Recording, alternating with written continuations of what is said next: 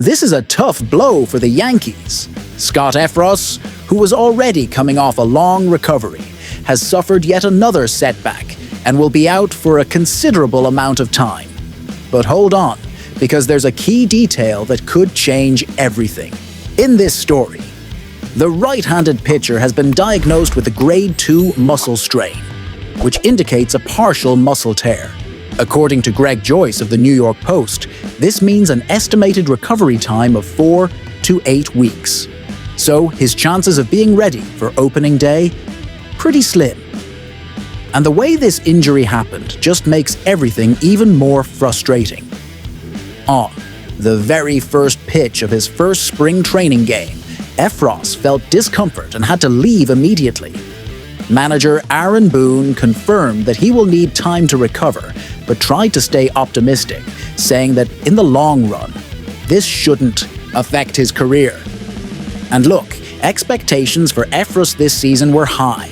After missing all of 2023 due to Tommy John surgery and a back operation, he was finally ready to take on a key role in the Yankees' bullpen. The team invested heavily to strengthen the roster after a tough World Series loss, and losing a pitcher like Effross this early in the season was definitely not part of the plan.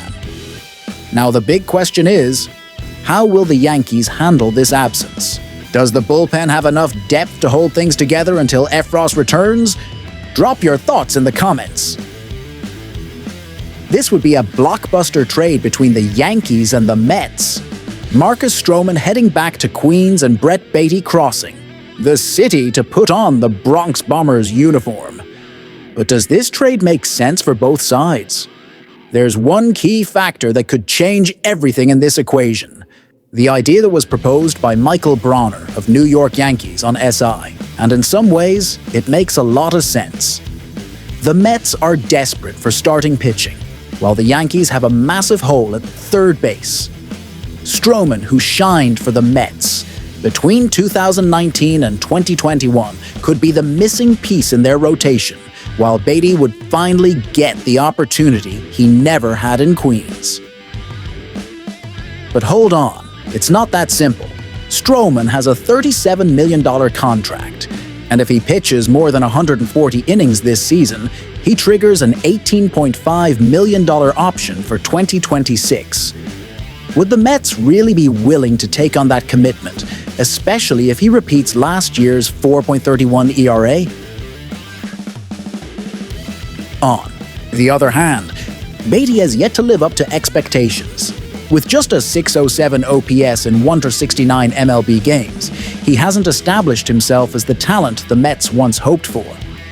The problem is, he also doesn't have a clear path to regular playing time, as Mark Vientos is locked in at third base. And here's the real dilemma.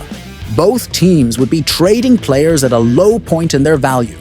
Stroman could return to all-star form and make the Yankees regret the deal.